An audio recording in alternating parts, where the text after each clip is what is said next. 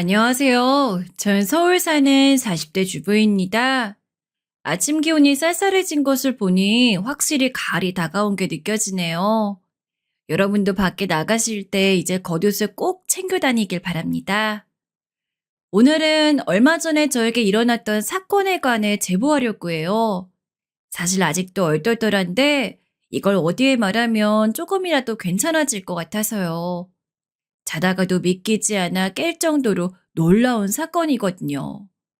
제가 절대 평범한 인생을 산 것은 아닌데 이런 인생을 살면서도 제일 놀랐던 일이랍니다. 도대체 어떤 일이 있었는지 궁금하시죠? 그럼 바로 시작하겠습니다. 전 단도직입적으로 말하자면 고아예요. 그리고 밑으로 5살 차이 나는 여동생이 한 명 있습니다. 태어났을 때부터 고아는 아니었고 부모님이 제가 6살 때 교통사고로 세상을 떠나셨어요. 슬프게도 저는 부모님의 얼굴이 제대로 기억나지 않아요. 사진이 남아있어 보면 어렴풋이 알 것 같긴 합니다.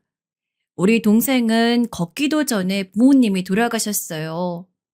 그래서 여동생은 엄마와 아빠를 아예 기억하지 못해요. 부모님이 갑자기 사고를 당하고 우리 자매는 그대로 외할머니 집에서 살게 되었습니다. 외할아버진 돌아가신 상태였고 외할머니와 살았어요. 외할머니는 죽은 딸이 우리 남기고 갔다며 아주 예뻐하셨어요. 특히 제가 엄마를 너무 많이 닮아서 저를 보면 딸이 생각난다고 울기도 하셨습니다. 없는 형편에 우리 자매를 키워주셨던 외할머니는 제가 10살 생일이 지나고 하루 뒤에 돌아가셨어요. 사고를 당한 건 아니었고 연세가 많으셔서 노안으로 돌아가셨습니다. 우리 엄마가 늦둥이라 외할머니가 나이가 많으셨거든요. 비록 여유로운 형편은 아니었어도 외할머니랑 살 땐 가난하지만 사랑을 많이 받아 주었습니다. 아직도 동생 손을 잡고 뛰어놀았던 게 기억이 나거든요. 하지만 외할머니가 돌아가시고 그때부터 제 인생의 지옥이 시작되었습니다. 외할머니의 장례가 끝나고 외삼촌이 우리를 데려갔어요. 그때 제 나이가 10살, 동생 나이가 5살이었습니다. 외삼촌은 그때 결혼해서 외숙모와 사는 상태였습니다. 그리고 집에는 저보다 나이가 많은 언니 한 명과 오빠 한 명이 있었죠. 그 집에서 저는 식모살이를 시작하게 되었습니다. 외숙모는 우리 자매를 대놓고 싫어했어요. 10살인 제게 밥을 하라고 소리 지르는 건 매일 있는 일이었습니다. 집안일을 다 하지 못하면 학교에 보내지도 않았어요. 그리고 아무리 시킨 일을 다 해도 본인 마음에 들지 않으면 그 스트레스를 모두 우리 자매에게 풀었습니다. 내가 무슨 자선사업가야? 돈도 안 받고 너희 자매를 재워주고 먹여주잖아. 그런데 이렇게 거슬리게 할 거니? 자꾸 그럼 보육원에 보낸다? 돈 벌어오는 건 바라지도 않아. 적어도 거슬리긴 안 해야 될 거 아니니? 외숙모는 툭하면 제게 보육원에 보낸다 하셨어요. 실제로 언제는 한겨울에 제가 밥을 해놓지 않았던 이유로 보육원으로 데려갔습니다. 그러면서 이제 앞으로 본인 집에서 살지 말라고 했어요. 보육원에 가면 무엇보다 동생을 못 보니까 얼마나 울면서 빌었는지 모릅니다. 전 어린 동생의 보호자가 저라고 생각했어요. 지금 생각하면 저도 너무 어린 나이였는데 무슨 책임감이 그렇게 컸는지 모르겠습니다. 외삼촌은 그런 외숙모를 보면서도 우리 자매를 전혀 보호하지 않았어요. 이럴 거면 왜 데리고 온 건지 이해가 가지 않았습니다. 동생은 그런 외숙모의 행동 때문에 발달이 느렸어요. 하도 동생에게 윽박지르고 눈치를 주니 동생은 말도 더듬게 되었어요. 말문이 트여야 하는 상황에 제대로 사랑을 받지 못하니 행동도 느렸어요. 그런 동생을 보며 전 어떻게든 제가 정신을 차리려고 노력했습니다. 사촌 언니와 오빠도 우리 자매를 많이 괴롭혔어요. 특히 언니는 저를 본인의 심부름꾼으로 대했습니다. 집에서도 괴롭히는데 학교에서 마주치면 절대 아는 척하지 말라고 하더라고요. 그래서 무시하고 지나가면 왜 무시하냐고 했습니다. 나중엔 눈물도 나오지 않았어요. 학교에서도 서러움이 참 많았습니다. 부모가 없으니 서러울 일이 많더라고요. 선생님들이 아무리 도와주셔도 한계가 있었어요. 전 친구들이 놀자고 하면 집에 있는 동생이 걱정되어 바로 집으로 갔습니다. 동생이 아직 입학하지 않아 집에 있었거든요. 제가 집에 올 때까지 대문 밖에 앉아 저만 기다렸어요. 아직도 그 모습이 눈에 생생할 정도로 남아 있습니다. 그러다 학교에 입학하고 제가 동생을 데리고 다녔어요. 물론 외숙모는 우리에게 줄 돈이 없다고 책가방도 사주지 않았습니다. 옷도 사촌 언니와 오빠가 버리는 것을 주워 입었어요. 외숙모는 얹혀 사는 우릴 날이 갈수록 미워했어요. 꼴도 보기 싫다고 꺼지란 말도 했어요. 특히 외삼촌이 경기가 어려워지며 회사에서 잘리자 그때는 대놓고 언제 내보낼 거냐고 했습니다. 쟤네 언제까지 데리고 있을 건데? 지금 우리 애들 먹이는 밥도 모자라. 당신은 양심이 있으면 당신 자식을 챙길 생각을 먼저 해. 저것들 언제 내쫓을 거야? 우리가 넉넉한 형편이면 몰라. 그것도 아니잖아. 그네가 성인 되면 내보낼게. 그래도 아직 미성년자잖아. 나도 당신한테 너무 미안하고 고마워. 그리고 우리 애들이 먼저인 건 당연하지. 그냥 굶어 죽지 않을 정도로만 챙겨줘. 미안해. 제가 중학생 때 외숙모는 아예 밥도 차려주지 않았고 제가 부엌에 가면 싫어했어요. 식탁에서 사촌 언니는 앉아 갈비를 먹는데 저한테 밥이 없다고 하더라고요. 이렇게 눈치를 보는 상황이 지속되니 동생과 저는 집에 늦게 들어갔습니다. 항상 배고픈 상태였는데 그래도 그땐 아직 한국에 정이 있던 상태였어요. 그래서 이런 사정을 아는 친구 어머니가 우리 자매에게 밥을 주기도 하셨습니다. 물론 거지라고 놀리는 친구도 많았지만 그런 소리 듣는 것은 아무렇지도 않았어요. 동생은 또래에 비해 작고 말라 그런 동생을 볼 때마다 속이 상했습니다. 하지만 제일 속상했던 것은 이런 상황에서 할 수 있는 일이 아무것도 없다는 사실이었어요. 그래서 빨리 성인이 되면 동생을 데리고 외삼촌의 집에서 나오려고 했습니다. 그런데 생각보다 빨리 외삼촌네 집에서 탈출하게 된 계기가 생겼어요. 제가 그때 나이가 정확히 18살이었는데요. 고등학생이 되자 저는 공부를 미친 듯이 하기 시작했어요. 공부에서 성적이 좋으면 그래도 선생님들이 관심을 주더라고요. 그런 관심이 저를 보호해준다는 사실을 알자 그때부터 살려고 공부했습니다. 점점 성적이 오르자 선생님들이 빵을 하나라도 더 주었어요. 제 가정 형편을 알고 담임 선생님은 동생과 먹으라고 우유를 항상 챙겨주기도 하셨습니다. 그러면 그 우유를 집에 가서 동생에게 먹였어요. 물론 제가 동생에게 우유를 주면 그 우유가 어디서 난 거냐고 외숙모가 제 머리에 때렸습니다. 그래서 몰래 망을 보며 우유를 먹였던 기억이 나요. 아무튼 저는 죽기 살기로 공부했더니 외숙모는 우리 자매를 더 싫어했습니다. 왜냐하면 사촌 언니와 오빠는 공부를 더럽게 못했거든요. 사촌 오빠는 대학을 각 성적이 안 되자 사수를 하고 있던 상태였습니다. 이러니 제가 공부를 잘한다는 소리를 듣자 제 교과서를 버릴 정도로 외숙모는 저를 싫어했어요. 결국 집에서는 공부할 수도 없었고 교과서와 공부용품을 두지도 않았습니다. 문제집 살 돈이 없어 선생님들이 주시는 걸로 연명하며 공부했어요. 이런 상태였는데 어느 날 제가 밤늦게까지 공부하고 집에 갔는데 동생을 보고 너무 놀랐습니다. 늦은 시간이라 동생이 잠든 줄 알았는데 동생은 제가 올 때까지 깨어 있었어요. 지영아, 왜 아직 안 자고 있었어? 언니 늦게 오니까 자라고 했잖아. 어? 너 이게 뭐야? 팔이 왜 이래? 지영아, 너 무슨 일 있었지?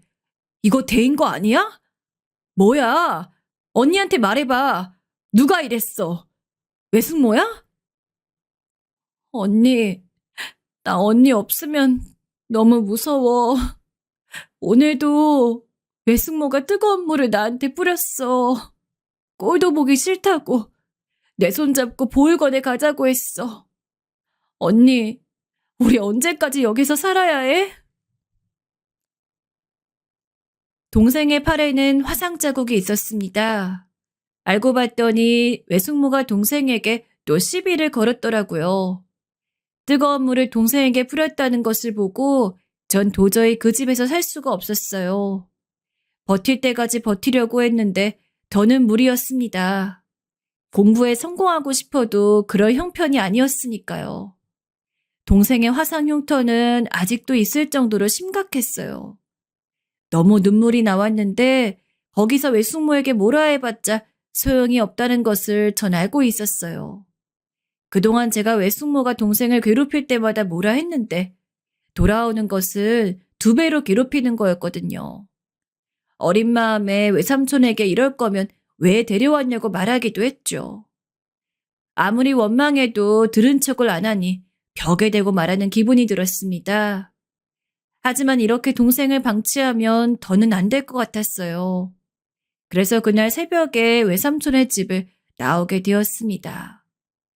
모두가 잠든 새벽에 몰래 짐을 챙겼어요.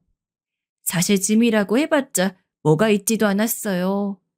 거실에 있는 저금통 하나를 그대로 들고 집을 나왔어요. 그런데 우리 자매가 너무 어리니까 갈 곳이 전혀 없더라고요. 일단 그래서 학교 운동장에서 아침이 오는 것을 동생과 기다렸습니다. 동이 트는 것을 기다리며 속으로 정말 많은 생각을 했어요. 돌아가신 부모님과 외할머니가 너무 그립더라고요. 특히 우리를 사랑해 주셨던 외할머니가 그렇게 그리웠습니다. 마침내 시간이 흘러 아침이 되었어요. 전학생들이 등교하자 굳게 마음을 먹고 담임 선생님에게 가서 결심한 내용을 말했어요. 그건 바로 고등학교 자퇴였습니다. 뭐? 지희야, 선생님은 지희 네가 성적이 좋기도 하고 사정은 안타깝지만 자퇴는 아닌 것 같아. 한 번만 더 생각해보면 안 될까? 사회에 나가려면 더욱 공부가 중요하거든. 선생님이 차라리 방구하는 거 도와줄게. 자퇴는 진짜 아니야. 방을 구해도 계속 낼 돈이 없어요. 이 저금통이 제가 가진 전부예요. 일단 자퇴하고 어디서라도 일해서 동생을 제가 키워야 해요. 외삼촌 집으로 다시 돌아갈 수 없어요. 선생님, 그동안 감사했습니다. 저 많이 도와주신 거 절대 잊지 않을게요. 제가 자퇴한다고 하자 선생님은 극도로 말리셨어요. 일단 졸업은 하자고 저를 설득하셨습니다. 하지만 저는 거기에 넘어갈 수 없었어요. 집을 나왔으니 제가 돈을 벌여 동생을 키워야 했거든요. 그래서 선생님의 만류에도 귀엽고 자퇴서를 제출했습니다. 그리고 동네에 있는 허름한 고시원에 가서 사정을 설명했어요. 미성년자 둘이고 게다가 동생이 어려 처음에는 우리 받아주지 않더라고요. 그런데 제가 울면서 반드시 돈을 벌 거고 여기 아니면 갈 곳이 없다고 하자 주인은 우리를 받아주었습니다. 아직도 이 사장님에겐 감사한 마음뿐이에요. 그리고 현실적으로 전 당장 돈을 벌어야 했어요. 그래서 무작정 동네를 걸으면서 사람을 구하는 가게에 들어갔습니다. 미성년자라고 하니까 뽑아주는 곳이 매우 적었어요. 하지만 사정을 설명하자 어느 돈가스 가게에서 저를 받아주었습니다. 그래서 거기서 일을 시작했어요. 월급이 적어 고시원 비용을 내고 동생 밥을 먹이면 남는 돈은 매우 적었어요. 그래서 남는 시간에 어차피 학교에도 가지 않으니 밤에 식당에서 설거지하는 일도 구했습니다. 그때부터 무작정 돈이 되는 일이면 다 하기 시작했어요. 일하면서 아르바이트 경험이 생기니 저를 뽑아주는 곳도 꽤 있었어요. 다행이라고 생각하며 죽기 살기로 돈을 모았습니다. 전 제가 굶는 것은 아무렇지도 않았는데 동생이 밥을 걸으면 그게 너무 싫었어요. 외삼촌 집에 살면서 제일 힘들었던 게 밥을 제대로 못 먹었던 거였습니다.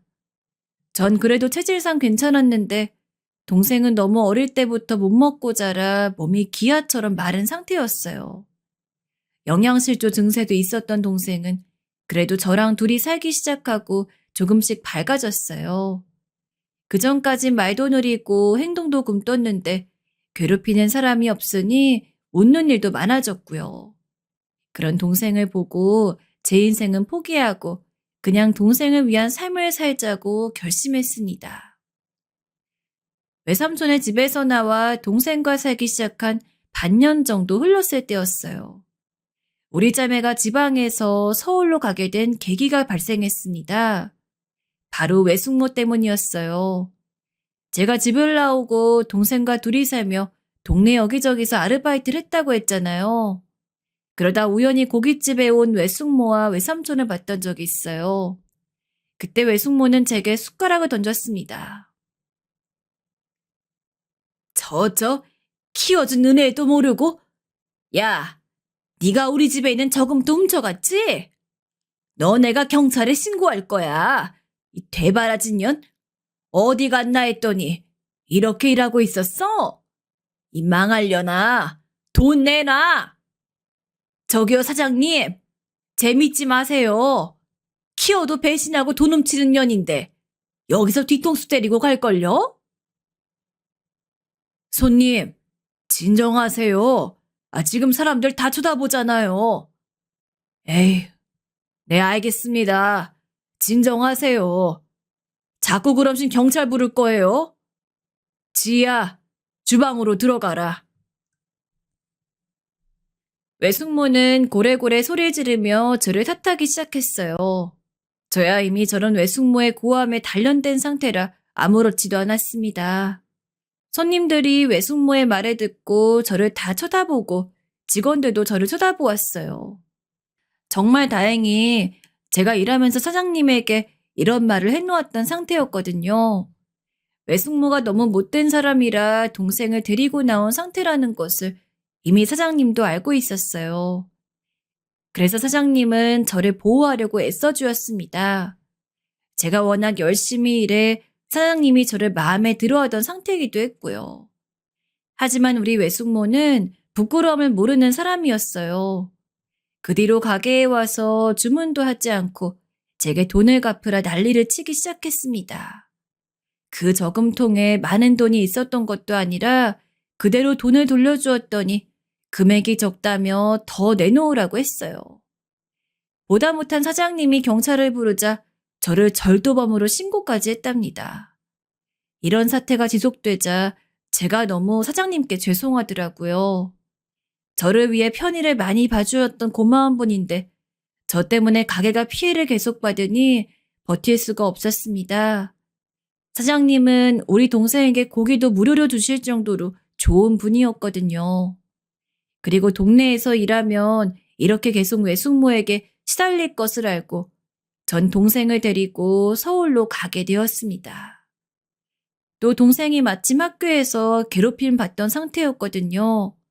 저랑 지내면서 많이 상태가 나아지긴 했어도 예전부터 알던 친구들이 동생을 거지라고 놀렸어요. 그것도 싫었던 저는 망설이지 않고 그동안 모은 돈을 들고 서울로 가게 되었습니다. 제가 그만두고 서울로 간다고 하자 고깃집 사장님은 안타까워하셨어요. 저에게 본인은 괜찮으니 계속해서 일하라 하셨습니다. 같이 일하던 직원들도 그 아줌마 못 오게 막으면 되는 게 아니냐 하더라고요. 하지만 저는 이미 결심이 굳은 상태였어요. 그래서 마지막으로 인사하고 고마웠던 고시원 사장님께도 남은 월세를 내고 동생 손을 잡고 서울로 오게 되었습니다. 처음 서울에 도착하고 너무 큰 대도시라 놀랐던 기억이 생생해요. 우리 지역도 나름 광역시라 컸는데 서울은 말도 안 될 정도로 크더라고요. 사람들이 입고 다니는 옷도 멋지고 태어나서 처음 보는 것들도 많았어요. 과연 여기서 제가 동생을 키우며 잘 살 수 있을까 생각했습니다. 일단 도착해서 그동안 모은 돈으로 달동 내 허름한 반지하 단칸방을 하나 구했어요. 동생의 학교를 알아보고 제가 일할 곳도 알아봤습니다. 그리고 서울에 살게 된 이후로 제 인생이 완전히 바뀌게 되었어요. 서울로 올라온 저는 그때부턴 정말 안 해본 일이 없었습니다. 국밥집부터 시작해서 분식집 같은 식당과 화장품 가게 그리고 주유소에서도 일했어요. 그러다 백화점 의류 매장에 취업하게 되었습니다. 전 무조건 돈을 많이 벌어야 한다고 생각했어요. 그래야 동생에게 밥을 굶기지 않고 살 수 있으니까요. 백화점에서 일할 땐 제가 일해서 매출이 좋으면 돈을 더 받을 수가 있었습니다. 그래서 오는 손님들에게 더 최선을 다했어요. 한 명 한 명 개인별로 원하는 옷의 취향을 고려해서 손님이 최종적으로 만족감이 들 때까지 진심으로 대했습니다. 그렇게 일하니까 백화점에서 일 잘한다고 소문이 나더라고요. 그러다 어느 날 백화점 측에서 저를 명품 매장에서 일해보는 게 어떠냐셨어요. 월급이 훨씬 많았고 보너스로 받는 돈도 더 높았기 때문에 전 거절할 이유가 없었습니다. 그리고 거기서 전 운명의 남자를 만나게 되었어요. 늘 하던 것처럼 똑같이 친절하게 옷을 추천하고 응대했는데 그 손님이 매장에 자주 찾아오셨어요. 다른 매장이면 몰라도 명품 매장은 자주 들리는 분이 적거든요. 그래서 반가움에 말도 더 걸고 하다 보니 성격이 너무 좋더라고요. 그렇게 알게 된 인연은 적극적인 손님의 구애로 연애까지 이어지게 되었습니다. 전 그때까지 연애했던 경험이 없어요. 동생을 키우느라 바쁘기도 했고 돈을 버는 게 인생의 가장 큰 목표였거든요. 그래서 연애가 뭔지도 몰랐습니다. 이런 제게 남자친구는 사랑을 많이 주었어요. 부모님이 어릴 때 돌아가시고 외숙모와 외삼촌에게 괴롭힘만 받아 사랑을 받아본 적이 없던 저는 남자친구를 만나며 성격이 좋게 바뀌기도 했습니다. 남자친구는 사업하는 사람이었는데 사람이 참 건실했어요. 겉모습도 잘생기고 키가 컸는데 무엇보다 다정하고 늘 따뜻한 사람이었습니다. 의지할 곳이 전혀 없던 제가 의지할 수 있는 유일한 대상이었어요. 저도 어린 나이에 동생을 키우느라 속이 말이 아니었거든요. 이런 제가 남자친구에게는 오로지 기댈 수 있어 얼마나 좋았는지 모릅니다. 뭐라고? 아이, 대학 등록금을 주원 씨가 내준다고? 이게 진짜야? 안 그래도 내가 어제 동생한테 돈이 없으니까 사립대학은 무리라고 했거든. 대출받아 해결하려고 했는데 정말 고마워. 이 은혜 내가 절대 잊지 않을게. 공부하겠다는데 등록금 당연히 내줄 수 있어. 지희야, 너도 검정고시 알아보는 게 어때? 지영이가 네가 공부를 그렇게 잘했었다 하더라고. 본인 때문에 언니 인생이 이렇게 됐다고 속상해했어. 뭐? 아이, 걔는 무슨 쓸데없는 소리래. 주원 씨, 진짜 고마워. 내가 지영이 등록금은 반드시 갚을게. 저번에 우리 집 월세도 내줬잖아. 항상 주원 씨한텐 받기만 하는 것 같아서 너무 미안해. 남자친구는 사업에 돈이 워낙 많으니 금전적으로 우리 자매를 많이 도와주었어요. 실제로 저 혼자 돈을 벌며 동생을 키우는 게 쉬운 일은 아니었거든요. 시간이 흐르면서 동생은 대학에 가기도 했는데 그 등록금도 남자친구가 전부 내주었습니다. 이런 남자친구에게 고마운 마음도 있었지만 한편으론 미안한 마음도 가득했죠. 그리고 오랜 연애 끝에 남자친구는 제게 결혼하자고 청혼했어요. 하지만 전 결혼은 현실이라는 소리를 너무 많이 들어 거절했습니다. 저야 물론 남자친구를 너무 사랑했고 좋은 사람이라 결혼하고 싶었는데 남자친구의 부모님이 저를 반대할 것 같았거든요. 남자친구의 집을 가본 적은 없었지만 지역이 강남이란 것은 알고 있었습니다. 달동네에 살던 저랑은 너무 다른 세계 사람이었어요. 입고 다니는 옷부터 경험까지 달라도 너무 달랐거든요. 그래서 사실 연애하며 일부러 우리 집에 데려가기도 했었습니다. 다 쓰러져가는 우리 집을 보면 헤어지자고 할 수 있으니까요. 사귀면서 좋은 시선만 있었던 것이 전혀 아니라 헤어질 거면 빨리 떠나란 의미였습니다. 그런데 제가 아무리 못 사는 것을 알리고 그동안 힘들게 살았던 것을 알려도 남자친구는 전혀 마음이 줄어들지 않았어요. 그동안 주원 씨 만나면서 받은 게 많아 고마워. 근데 아무리 생각해도 우리 인연은 여기까지가 맞다 생각해. 결혼은 현실이라던데 주원 씨 부모님이 반대하지 않을까? 물론 나는 주원 씨랑 결혼하고 싶어. 우리 가족 반대 전혀 없을 거라 내가 그랬잖아. 네 마음이 제일 중요해. 너만 괜찮으면 우리 그냥 결혼하면 되는 거야. 그리고 혹시 지영이 걱정된다면 그것도 걱정하지 마. 난 지영이 데리고 사는 것도 좋거든. 제가 아무리 말려도 남자친구는 가족들의 반응은 걱정하지 말라 했어요.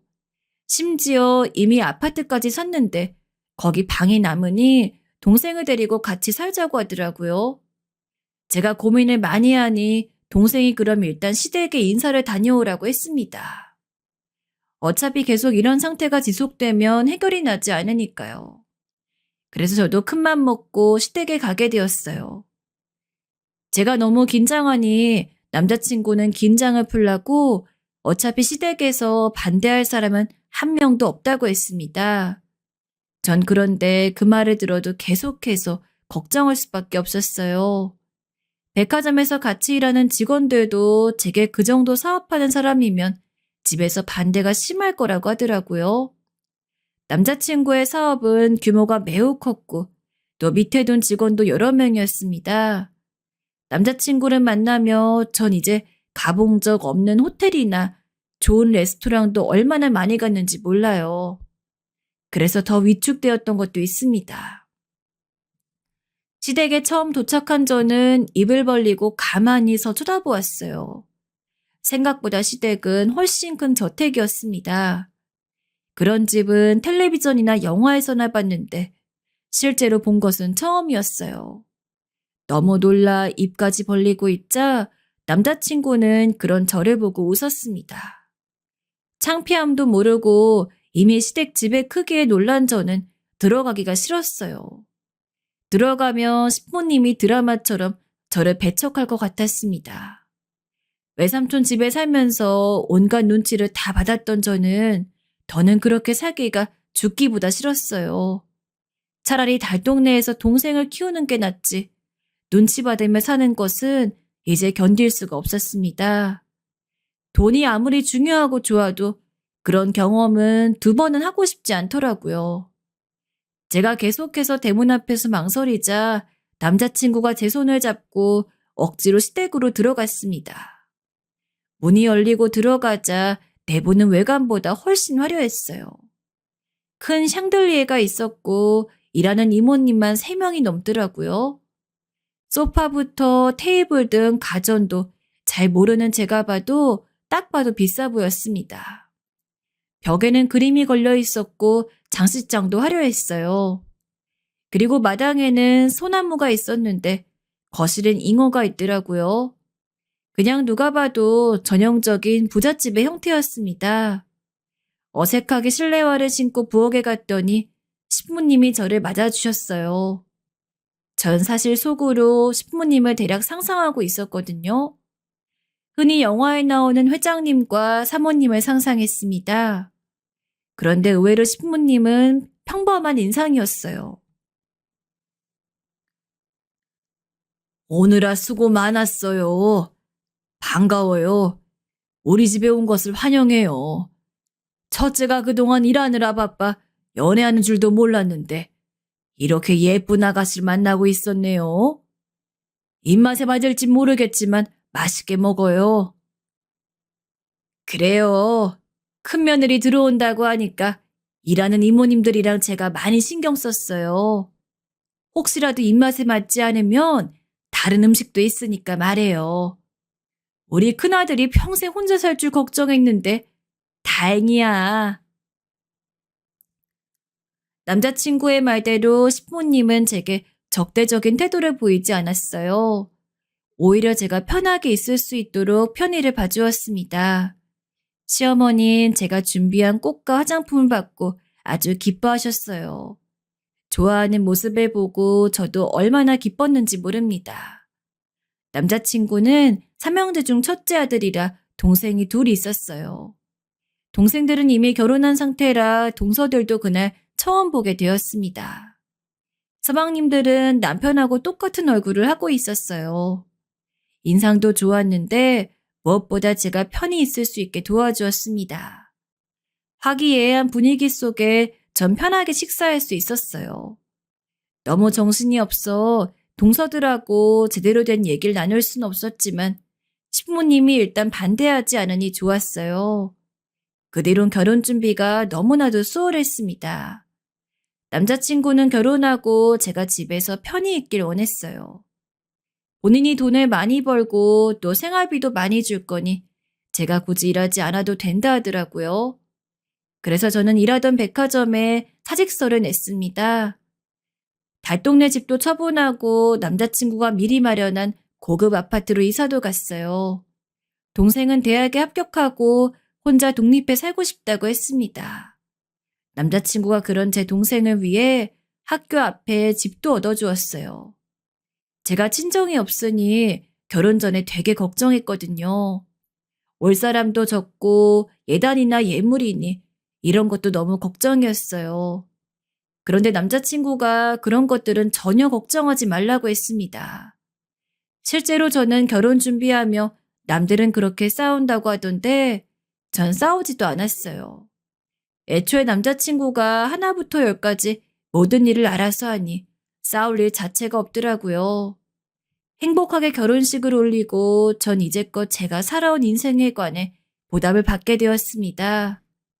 신혼 시절엔 얼마나 행복했는지 몰라요. 매일 꿈을 꾸는 기분이 들었거든요. 어렸을 때 너무 힘들게 살아서 전 늘 행복한 가정을 원했어요. 가족들과 걱정 없이 맛있는 밥을 먹으며 도란도란 사는 모습이요.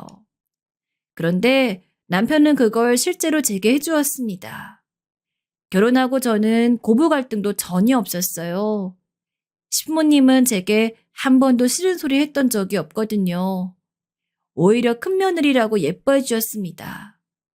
결혼 전에 제게 저런 사업가 집안에 들어가면 고생을 많이 할 거라 주변에서 그랬는데 웬걸 결혼하고 오히려 더 행복했어요.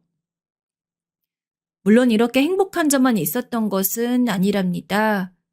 고부 갈등은 전혀 없었고 남편과의 관계도 남들이 부러워할 정도로 좋았는데 문제는 바로 동서들이었어요. 전 여동생이 있으니 평소에 남자보다 여자들하고 더 쉽게 친해지거든요. 그래서 동서들이 이미 있다길래 속으로 얼마나 좋아했는지 모릅니다. 동서들은 저보다 나이가 많았는데 제가 언니가 없으니 언니처럼 따르려고 했어요. 그래서 일부러 결혼 전부터 동서들에게 먼저 다가가려고 노력했습니다. 제가 백화점에서 일했으니 백화점 화장품을 사서 드리기도 했어요. 그런데 제 생각보다 동서들과 쉽게 친해질 수 없었어요. 오히려 동서들은 제게 적대적으로 굴었습니다. 형님, 내일이 어머님 생신인 거 아세요? 항상 시부모님 생신 땐 시댁에서 가족들이 같이 모이거든요. 내일 6시까지 오시면 돼요. 아주버님 일하느라 바쁘시니까 형님 먼저 오세요. 그럼 끊을게요. 첫 번째 사건은 결혼하고 약 한 달 후에 일어났어요. 저한테 모르는 번호로 전화가 왔길래 받았더니 둘째 동서였습니다. 둘째 동서는 마치 랩을 하듯 빠르게 전화를 하고 바로 전화를 끊었어요. 제가 한 말은 한마디도 없었습니다. 전 그때까지 어머님 생신인 것을 전혀 모르고 있었거든요. 그래서 남편에게 말했더니 일하느라 바빠 깜빡했다고 웃으며 말했습니다. 시간 맞춰 도착하면 된다고 같이 7시까지 시댁으로 가자는 거예요. 동서가 6시까지 오라고 했으니 저는 먼저 가 있을 테니 당신은 천천히 오라고 하고 다음날 6시까지 시댁에 도착했습니다. 그리고 저는 시댁에 도착하고 너무 깜짝 놀라게 되었어요.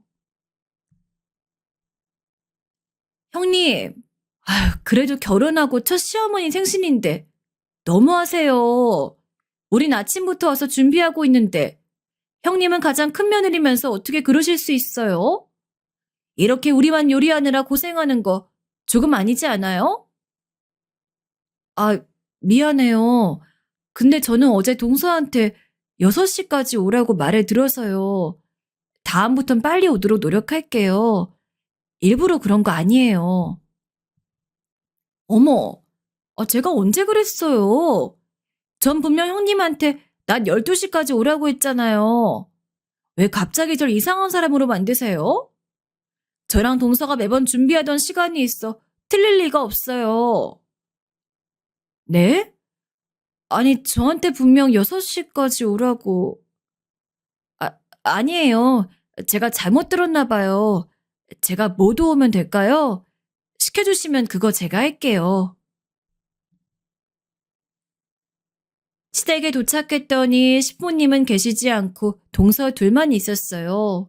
동서들은 아침부터 요리하느라 고생했다고 제게 툴툴거렸습니다.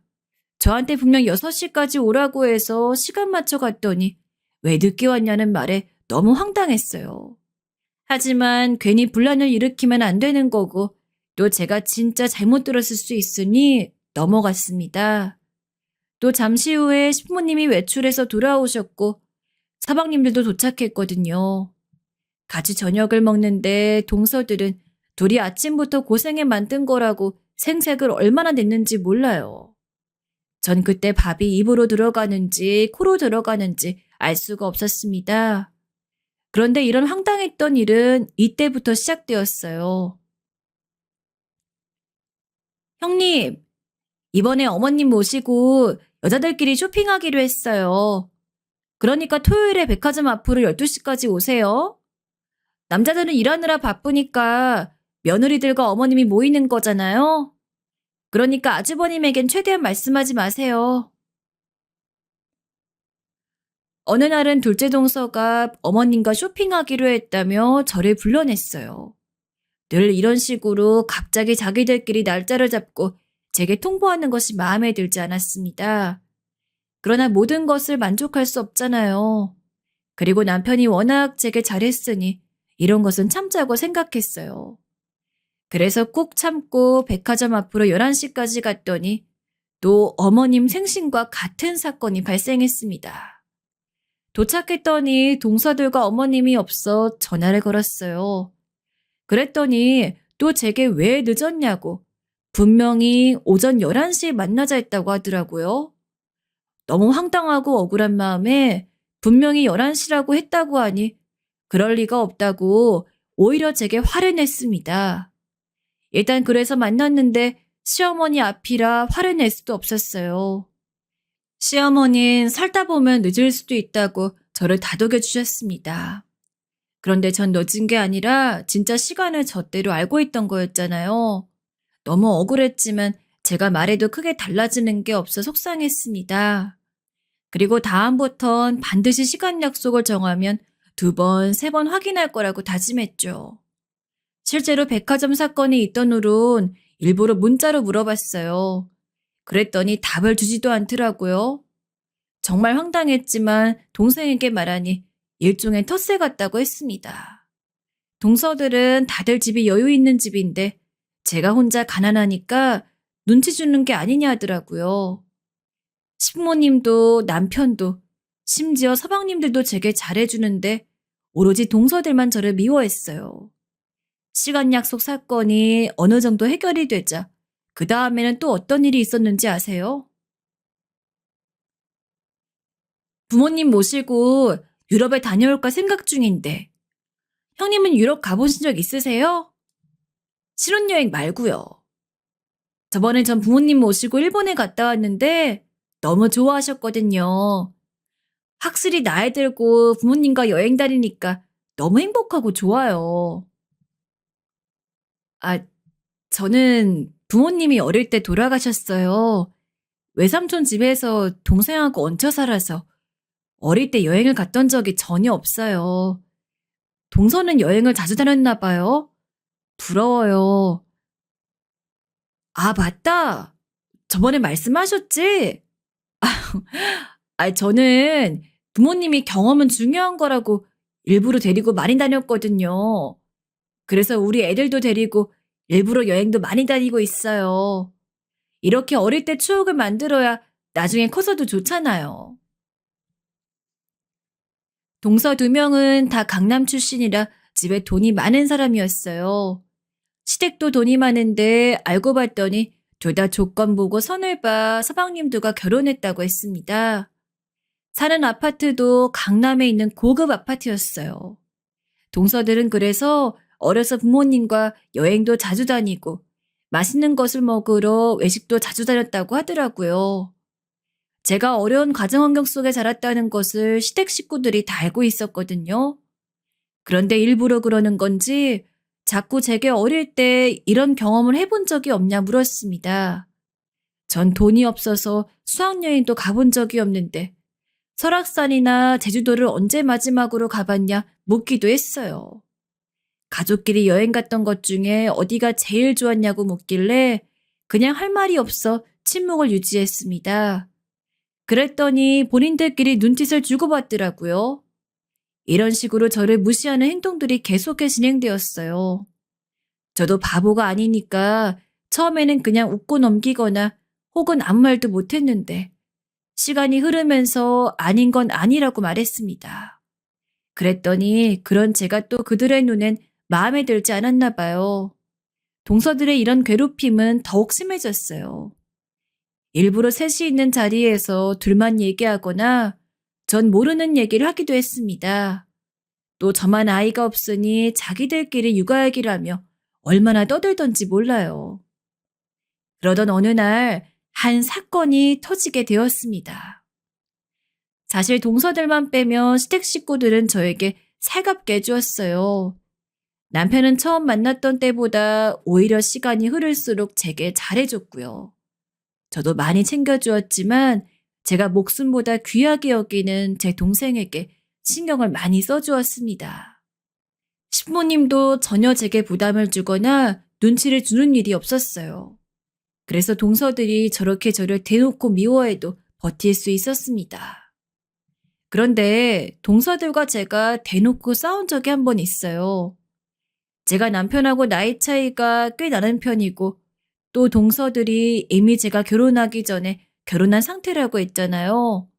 그래서 시조카들이 있었어요. 근데 셋째 동서의 딸인 시조카가 6살인데 발달이 조금 느린 상태였습니다. 심각한 수준은 아니고 제가 볼 땐 크면서 충분히 나아질 수 있는 상황이었어요. 왜냐하면 제 동생도 어릴 때 눈치를 많이 받아 발달이 느렸는데 지금은 대학까지 다니고 있으니까요. 전 아무리 동서들이 미워도 아기들까지 밉진 않았거든요. 그래서 시조카 발달 얘기가 나오자 그냥 편을 들어주었습니다. 그런데 이것 때문에 동서들과 얼굴을 붉히게 되었어요.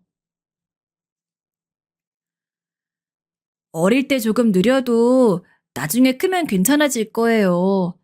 제 동생도 어릴 때 말도 느리고 행동도 굼떠 걱정했는데 지금은 대학도 잘 다니고 있잖아요.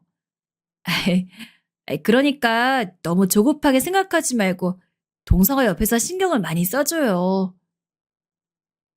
형님, 저 지금 기분이 너무 나빠요. 우리 딸을 왜 형님 동생하고 비교하세요? 제가 알기로 동생이 명문대도 아니던데 그게 뭐 자랑이라 그러세요? 그리고 우리 딸 교육은 제가 알아서 해요. 아, 제 말은 그러니까 나중엔 대학도 갔다 이 말이었어요. 교육은 당연히 동서가 알아서 하겠죠. 왜 그렇게 저번부터 제 말을 이상하게 받아들이는지 모르겠어요. 전 동서들하고 잘 지내고 싶어 그러는 건데. 형님은 너무 우리 매번 나쁜 사람으로 만드시네요. 뭐가 그렇게 억울한지 모르겠어요.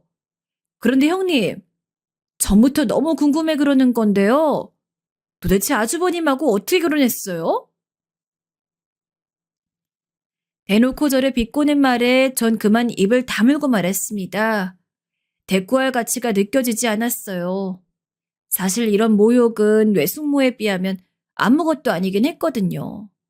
마음 같아선 저도 똑같이 되돌려주고 싶었습니다. 하지만 괜히 여기서 동서들을 상대했다. 제가 더 이상해질 수도 있으니 참았어요. 왜냐하면 동서들은 너무 여우처럼 행동해서 시부모님이 아주 좋아했거든요. 제 앞에서랑 시부모님 앞에서 동서들은 앞뒤가 달라도 정말 달랐답니다. 그래서 그날은 그냥 남편에게 동서들과 친해지는 것이 생각보다 어렵다고 말했어요. 남편은 동생들에게 애정이 넘치는 사람인데 괜히 자세히 말했다 분란이 일어날 수 있으니 줄여서 말했습니다. 제가 속상해하는 것을 보고 남편이 무슨 일이 있었냐 물었는데 그냥 그래서 다 말하진 않았어요. 혹시라도 나중에 한 번 더 그러면 그때는 진짜 참지 않으려고 다짐했습니다. 그런데 굳이 제가 참지 않아도 되는 일이 발생하게 되었어요.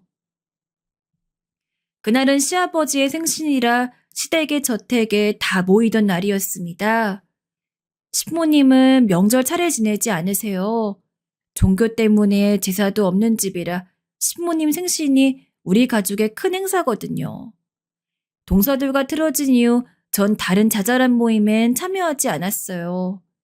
똥이 무서워서 피하는 게 아니니까요. 하지만 시아버지의 생신이라 저도 결국 참석했습니다. 동서들의 얼굴을 보니 또 제게 할 말이 있어 보였습니다. 그래서 최대한 남편과 떨어지지 않고 시부모님 앞에서 웃고 있었어요. 제발 오늘만큼은 무사히 지나가길 바라고 있었습니다. 그러다 시부모님이 잠깐 외출할 일이 있었어요. 곧 돌아오신다고 하셔 혼자 거실에 앉아 텔레비전을 시청하고 있었습니다. 남편이 물을 마시러 간다길래 알았다고 대답했죠. 그런데 여러분, 이날 전 굉장히 깜짝 놀라게 되었어요. 거실에 앉아 있는데 갑자기 남편이 몇 분 후 부엌에서 얼굴이 새빨개진 채로 나왔습니다. 평소에 워낙 다정하고 화를 내지 않는 사람이라 도대체 무슨 일인가 싶었어요.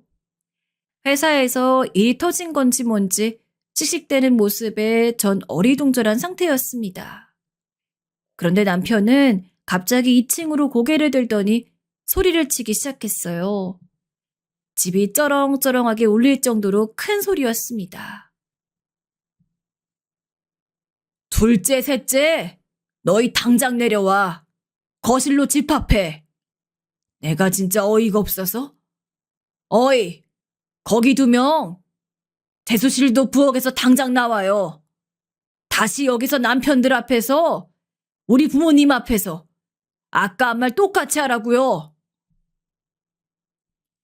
남편의 쩌렁쩌렁한 말에 서방님들이 놀라 방에서 나와 거실로 내려왔어요. 그리고 부엌에서도 쭈뼛거리며 동서들이 나왔습니다. 서방님들도 영문을 모르고 우리 남편을 쳐다보았어요. 남편은 서방님들이 자기 앞으로 오자 금세 다른 사람으로 돌변했습니다. 갑자기 손을 들더니 차례로 뺨을 올렸어요. 남편의 그런 모습이 처음이라 전 너무 놀랐습니다. 도대체 이게 무슨 일인지 알 수가 없었어요. 서방님들이 뺨을 맞자 동서들은 소리 지르더라고요. 서방님들도 자기들이 왜 맞았는지 모르고 있었습니다. 그러자 남편이 그 순간 말했어요. 너희 마누라 잘 관리해. 형수 어려운 줄 모르고 뭐? 고아 출신에 급도 안 되는 여자랑 결혼해? 현대판 신데렐라? 그게 본인들 형님한테 할 소리냐? 이렇게 우리 집이 잘 살게 된 것도 다 내가 희생해 그런 거 아니야? 도대체 집에서 아내한테 뭐라 말했길래 시댁에서 형님 욕을 해? 네? 아, 형님, 저는 진짜 처음 듣는 얘기예요. 집에서도 우리 형님이 어려서 혼자 고생해 집안 일으켜 세웠다고 칭찬만 했어요. 여보, 이게 무슨 말이야? 당신이 형수님 욕했어? 내가 형수님 보면 우리 형 고생했던 게 생각나서 대단하다고 말했잖아. 남편과 서방님들의 대화를 듣고 저는 대충 알아챘어요. 안 봐도 또 제 욕을 했나 보더라고요. 알고 봤더니 동서들은 우리 남편이 부엌에 간 줄도 모르고 둘이 저를 욕하고 있었대요. 남편은 제가 저번에 동서들과 친해지지 못하겠다 말해서 어느 정도는 알고 있었는데 저렇게 적나라하게 욕할 줄은 몰랐다고 하더라고요. 그런데 전 사실 이날 시댁의 사연을 듣고 놀랐습니다. 남편이 불같이 화를 내자 서방님들은 갑자기 눈물을 보이며 빌기 시작했어요. 평소에 그렇게 우리 남편을 따르더니 도대체 어떤 사연이 있나 싶었습니다. 동서들은 본인 남편들이 우리 남편에게 무릎을 꿇고 비니 굉장히 당황했어요. 그 순간 잠깐 외출하셨던 시부모님이 돌아오셨습니다. 시부모님은 거실에서 그 광경을 보고 무슨 일이 있었냐고 물으셨어요. 동서들은 울면서 사태가 진정되길 바라는 눈치였습니다. 내가 고등학교도 자퇴하고 얼마나 열심히 일했는지 알죠? 애초에 아내 만나면서 결혼 생각했던 것도 아내의 생활력 때문이었어요. 아내랑 저랑 인생이 힘들었던 게 같아서 이런 사람과 평생을 약속하고 싶었죠. 그런데 제가 이렇게 열심히 일해서 우리 집이 여유롭게 살게 되었더니 재수 씨들이 내 아내를 욕하네요. 뭐? 급도 안 돼? 신데렐라? 아이고. 그럼 재수 씨들 사는 그 집에서 나와요. 그 집들 다 내가 사준 거야. 아주버님, 너무 죄송해요. 저는 아주버님이 있는 줄 모르고 했던 말이었어요. 아니, 그냥 형님이 우리보다 젊고 예쁘니까 잠깐 질투가 나서 그랬던 거예요. 절대 그게 우리의 진심이 아니니까 오해하지 마세요. 맞아요. 진짜 일부러 그런 거 아니에요. 형님, 용서해 주세요. 다신 이런 일 없도록 각서도 쓸게요. 남편의 말에 동서들도 서방님도 옆에서 빌기 시작했어요. 그리고 저는 몰랐던 사실들이 하나씩 밝혀졌습니다. 알고 봤더니 시댁은 원래부터 잘 사는 집이 전혀 아니었대요. 오히려 찢어지게 가난했던 집을 남편이 혼자 고생해 일으켜 세웠다고 합니다. 남편도 고등학교를 자퇴했고 검정고시를 봐서 합격했다는 것은 알았는데 이런 사정이 있는 줄은 몰랐어요. 남편이 혼자 고등학생 때부터 일에 동생들 학비를 대고 집안 생활비까지 대며 차근차근 성장했다는 것을 알자 남편에 대한 사랑이 더 생기게 되었습니다. 어쩐지 제가 아무리 달동네를 데려가도 남편은 놀라지 않았었거든요. 본인은 저보다 훨씬 힘들게 살았으니 달동네의 허름한 단칸방을 봐도 동요가 없었던 거예요. 나중에 남편이 그동안 어떻게 살았던 건지 듣는데 눈물이 나와서 참기가 힘들었습니다. 저도 절대 인생이 쉽지 않았는데 남편은 저보다 훨씬 더 어려운 인생을 살았더라고요. 시부모님도 그래서 그런 남편에게 의지를 많이 했고 가족끼리 사이가 좋았던 이유가 다 있었습니다. 남편의 희생으로 만들어진 부라는 건 생각도 못했던 일이었어요. 그렇게 제가 힘들게 사는 게 오히려 남편의 만족감을 올려줬을지는 상상도 하지 못했답니다. 시부모님들도 남편의 말을 듣고 처음으로 동서들에게 뭐라 하셨어요. 그렇게 본인들 앞에선 애교도 부리고 콧소리 내더니 뒤에서 저럴 줄은 몰랐던 거죠. 서방님도 화가 나서 이혼 얘기도 나오고 집안이 아주 난리가 났어요. 평소에 점잖던 분들이 동서들에게 화를 내니 저도 놀랐습니다. 동서들은 본인들이 저를 헐뜯은 일이 이렇게 커질 줄은 몰랐나 봐요. 당황해서 제게 울고보고 난리가 아니었어요. 심지어 그날 집에 갔더니 둘째 동서와 셋째 동서가 번갈아 제게 전화했습니다. 서방님들이 화가 많이 났다고 제발 용서해달라 하더라고요. 남편은 제게 동서들이 사는 집을 뺏을 건지 물어봤습니다. 남편이 서방님들이 결혼할 때 집을 한 채씩 줬다고 하더라고요. 혼자 쉬는 날도 없이 열심히 일해 동생들 집까지 사주고 시댁도 잘 살게 됐는데 이런 식으로 뒤통수를 칠 줄은 몰랐다고 화를 냈습니다. 저도 솔직한 마음 같아선 그러자고 하려고 했지만 그러지 않았어요. 대신 절대 제게 시비도 걸지 말고 앞으로 선을 지킨 채로 살자고 했습니다. 만약 다시 이런 일이 또 일어난다면 그때는 가만히 있지 않을 거라고 했죠. 그 뒤로 남편과 저는 더욱 사이가 돈독해졌어요. 그래서 임신도 해서 예쁜 딸도 낳아 행복하게 살고 있답니다. 그리고 지금은 둘째도 임신해서 출산을 기다리고 있는 상태랍니다. 남편은 우리 사이에 아이가 생기자 저에게 더 헌신적으로 잘하기 시작했어요. 참, 동서들과는 너무나도 어색하게 지내고 있어요. 그 뒤로 제 눈도 제대로 쳐다보지 못하더라고요. 똥마려운 강아지처럼 행동하는 모습들을 보며 속으로 얼마나 비웃고 있는지 모릅니다. 신부님과의 관계는 원래도 좋아서 요즘엔 인생이 너무 행복합니다. 여기까지가 제가 준비한 사연인데요. 재밌게 들으셨나요? 들으면서 통쾌하셨다면 다행입니다. 여러분, 들어주셔서 진심으로 감사합니다. 다들 행복하세요. 안녕하세요. 제 이야기를 어디서부터 전해야 할지 모르겠습니다. 언젠가는 사연을 보내자고 마음을 먹었지만 막상 닥치니 시작하기 쉽지 않네요. 그래도 굴곡진 제 인생 이야기 끝까지 들어주셨으면 좋겠습니다.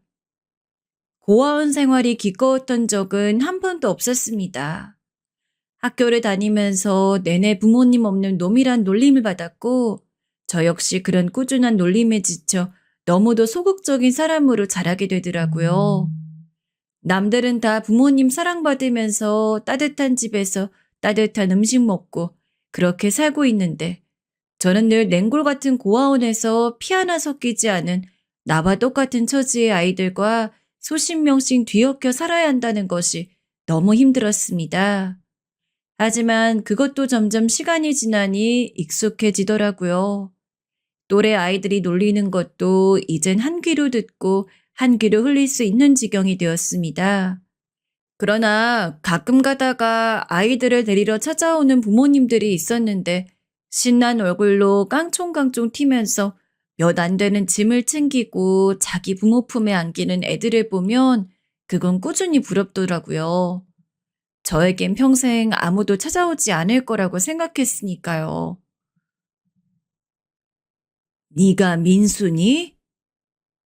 그러나 저에게도 가족이 찾아왔습니다. 저의 친할머니라고 했죠. 솔직히 처음에는 친할머니라고 해도 얼떨떨했습니다. 살면서 얼굴 한번 본 적이 없었고 잘 모르긴 했지만 친할머니는 저와 그다지 닮지 않았었거든요. 이름만 친할머니지 생판 남과 같았습니다. 하지만 그럼에도 한편으론 정말 이 사람이 제 친할머니이기를 바랬던 것 같아요. 물론 바로 마음이 열리진 않았습니다. 할머니는 며칠을 저를 찾아서 고아원에 오셨어요. 별로 많은 이야기를 한 것도 아닙니다. 고아원에선 뭐하고 지내는지, 학교는 어떻게 다니는지 굉장히 일상적인 이야기들을 했죠. 그리고 그 과정에서 친할머니는 저에게 부모님에 대한 이야기도 해주셨습니다. 민수야, 너희 부모님은 네가 어렸을 때 교통사고로 돌아가셨어. 절망스러웠지만 한편으론 말만 부모님이지 한 번도 본 적이 없기 때문에 꼭 남의 일을 듣는 것 같기도 했습니다. 그리고 돌아가셨다는데 뭘 어떻게 할 수 있겠어요? 돌아가신 부모님보단 당장 저를 찾기 위해 이곳에 있는 친할머니가 더 중요했습니다. 그리고 저희가 만난 지 딱 일주일이 되던 날, 친할머니는 제 손을 잡으며 세상 가장 따뜻한 얼굴로 말씀하셨어요. 할머니랑 같이가 살래? 늘 아이들이 자기 가족 품에 안겨 떠나는 걸 부럽게만 바라봤는데, 이젠 제가 그 부러움의 주인공이 될 수 있다니 아마 그 당시 인생에서 가장 행복함을 느꼈던 순간일 겁니다. 고아원 원장님에게 인사를 드리고 그리 친하진 않았지만 오래도록 함께 살아왔기에 이젠 익숙해진 같은 고아원 아이들에게 손인사를 한 뒤 친할머니의 손을 잡고 고아원 문을 떠났습니다. 당시 제 나이가 14살이었어요. 중학교에 입학해서 공부를 한 지 얼마 안 됐기 때문에 아직 반 아이들은 제가 고아원에 있다는 것을 모르던 상황이었는데 내심 친할머니랑 같이 가게 되며 이제 더 이상 고아원에 산다는 문제로 따돌림 받을 일은 없겠다는 것에 깊은 안도를 느꼈던 것 같아요. 그렇게 친할머니네 집에 가고 일주일 정도는 행복했습니다. 하지만 딱 일주일이 지나고 나서 전 친할머니의 생활에 환멸을 느꼈죠. 전부 제가 어리고 성숙하지 못했기 때문입니다. 당시 친할머니는 아주 작은 단칸방에 살고 있었어요. 저 역시 할머니와 함께 그 집에서 살아야 했죠. 좋은 환경을 절대 아니었습니다. 오히려 고아원 생활이 더 낫다는 생각이 들 정도로 집이 좋지 않은 편에 속했어요. 처음에야 당장 가족과 함께 한다는 생각 때문에 그런 나쁜 점들이 눈에 들어오지 않았는데 조금씩 친할머니와의 생활에 익숙해지고 살아가면서 불편함이 하나둘씩 생기다 보니까 당시의 기쁨은 온데간데 사라지고 당장 힘들 것들만 생각하게 되더라고요. 여기 벌레 너무 많아, 할머니. 아이고, 벌레 나오면 이야기해. 할머니가 꼭 잡아줄게. 흔한 말로 배가 불렀다고 하죠. 분명히 고아원에 있을 때는 그 어디라도 좋으니까 내 가족과 함께 살고 싶다는 생각만 했던 것 같은데 막상 그 바람이 이뤄지니 점점 더 큰 것을 바라게 되었습니다. 잠을 자려고 베개에 머리를 대고 누워있을 때면 머리맡을 사사삭 스쳐가는 바퀴벌레들도 너무 짜증이 났고 다른 친구들은 좋은 집에 살면서 다른 애들도 초대하고 그러는데 전 집이 창피해서 애들도 한번 못 데려온다는 게 너무 싫었습니다. 민수야, 너는 왜 맨날 너네 집에 우리 안 데려가? 아이, 그게 다음에, 다음에 데려갈게. 부모님이 집에 친구들 데려오는 거 싫어하셔서 나중에 허락받으면 아쉽다. 알겠어. 친구들이 이렇게 말할 때마다 거짓말로 부모님이 너무 엄하셔서 친구들을 데려오기가 힘들다고 했는데 그런 것조차 거짓으로 이야기하며 저의 처량함을 필사적으로 숨겨야 한다는 게 너무 슬프고 화가 났습니다. 당시 친할머님 폐지와 고무를 주며 사셨는데 제가 하교하고 돌아오는 길이면 할머니가 느릿느릿 수레를 끌고 폐지와 고무를 줍는 장면을 종종 보았습니다. 지금은 무척이나 후회하고 있지만 그때 저는 할머니가 힘들게 일하는 것에 대한 걱정보단 당장 이 모습을 친구들한테 들키는 것에 대한 걱정과 쪽팔림이 더 컸습니다. 그래서 그러면 안 되는 거였지만 할머니랑 눈이 마주치고도 일부러 못 본 척하면서 다른 길로 돌아선 적도 많습니다. 할머니는 단 한 번도 그것에 대해 이야기를 꺼낸 적이 없지만 아마 분명 아셨을 겁니다. 민수야, 아무리 그래도 밥은 먹고 나가야지. 안 먹어요. 맨날 김치에 콩자반. 지겨워 못 먹어요. 할머니 드세요. 아유, 녀석. 그래도 먹어야지. 안 먹고 어찌 학교 가려고. 중학교 2학년이 돼서는 본격적으로 방황을 했습니다. 그나마 다행인 점이 있다면 다른 애들 삥 뜯거나 일진놀이를 하지 않았던 점이었어요. 그냥 저는 그 작은 집에 있기 싫었고 친할머니와 같이 있는 게 너무 힘들었던 게 전부였습니다. 그래서 그냥 학교가 끝나고도 의미 없이 바깥을 떠돌면서 시간을 보내다가 밤늦게 집에 들어가곤 했습니다. 친할머니는 제가 늦게 들어올 때면 꼭 그때까지 안 주무시다 제가 집에 들어오는 걸 확인하고 나서야 잠자리에 들곤 하셨어요. 하지만 그때는 그게 왜 그렇게 싫은지 할머니에게 짜증도 많이 냈죠. 제가 알아서 그때그때 들어오는데 왜 자꾸 절 기다리고 있어요? 짜증나고 부담스러우니까 좀 안 하면 안 돼요?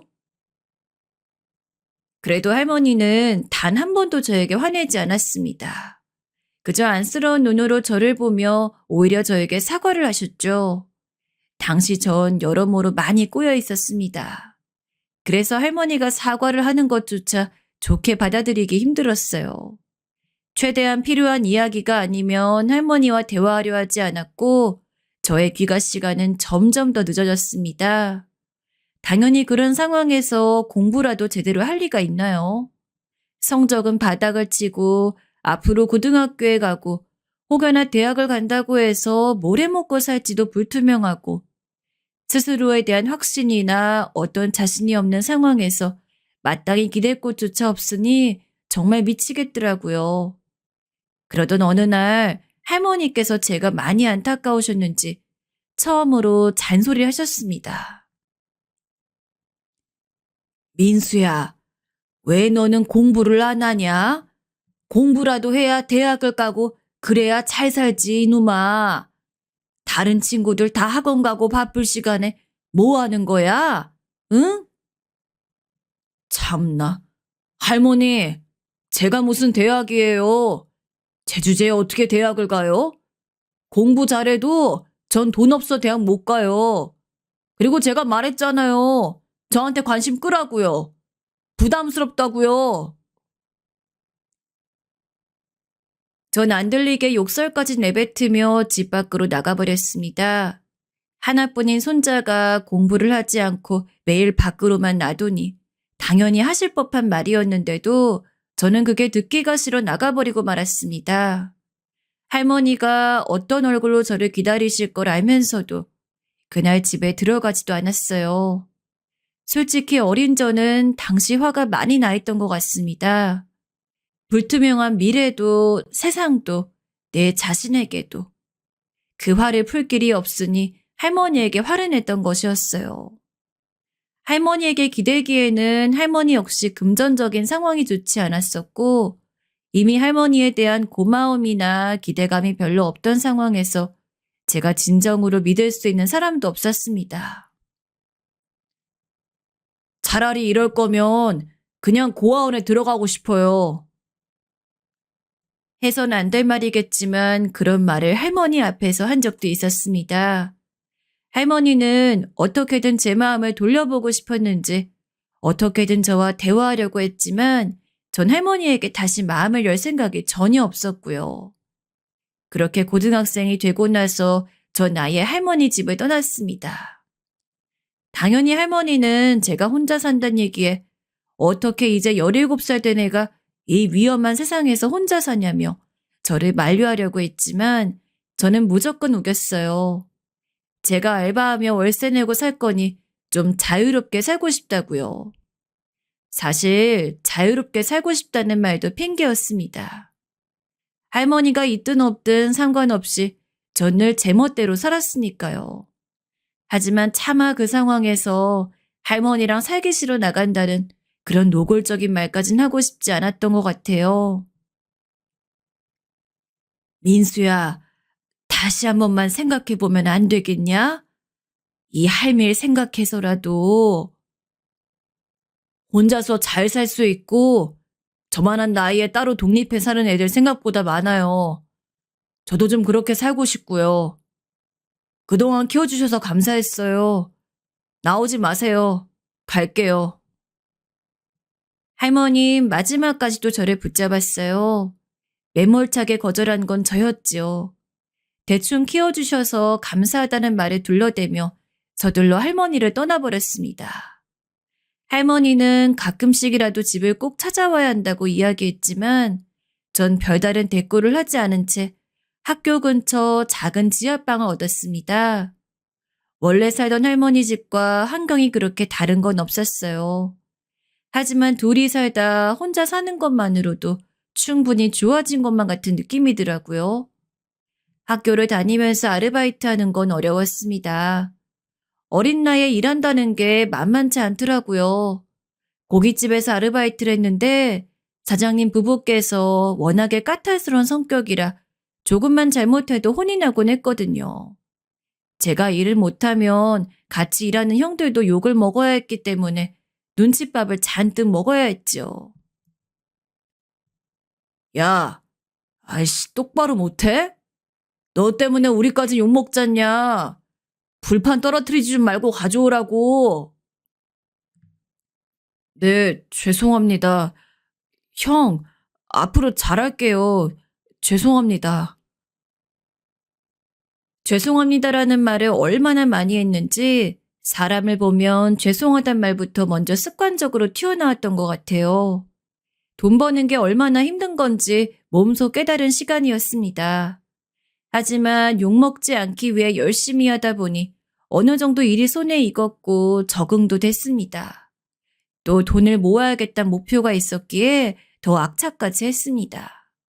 다행히 애초부터 공부에는 손을 놓은 상태였기에 좋은 성적을 받아야 할 필요도 없었고 기본적으로 정해져 있는 시간만 학교에서 보내다 오면 그 뒤로부턴 쭉 아르바이트를 할 수 있었기 때문에 생각보다 돈을 모으긴 어렵지 않았어요.